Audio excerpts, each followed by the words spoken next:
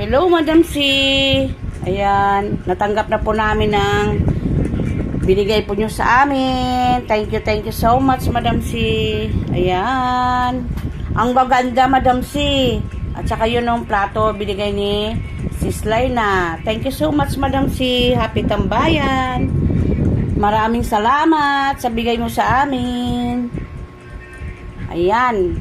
Tuwang-tuwa yung anak ko, Dam. Thank you so much. Ang gaganda ng mga binigay mo sa amin, Madam C. Ayan. Bago pa yung pantalon. Thank you so much, Madam C. Happy tambayan. Thank you, Sis Laina. God bless, Dam. Thank you so much. Sana marami ka pang matulungan na tao at mabigyan ng mga biyayang natanggap mo dyan. Thank you so much, Madam C. God bless. Ingat ka dyan palagi.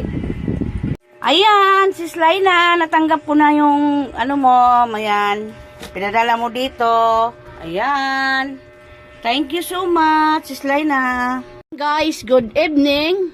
Kung gusto nyong bumili ng dishwashing liquid, ayan, Ate Marie Suzuki.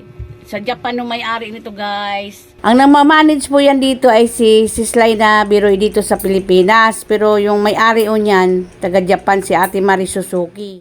Kumuha ako ng 30 piraso nito, guys. Yung ano ni Ate Marie Suzuki. Ayan.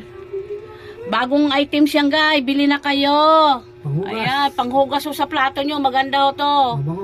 May limon, tsaka kalamansi. Sabi ni Madam Celine Biroy, ano daw mayroong pink. Sabi ko sa kanya, hindi niya yata nabasa yung aking message. Ayan. Baka sa susunod, kukuha ako ng pink. Ayan, guys, bili na kayo. Ayun yung dati namin, guys, Max Glue. Ayan, maganda din ito, hindi mahapdi sa kamay. Ayan ang ginagamit namin. Hindi sa mahapdi sa kamay. Tapos ito, guys, may bago ako, bili na kayo, oh. Ate Marie Suzuki, ayan.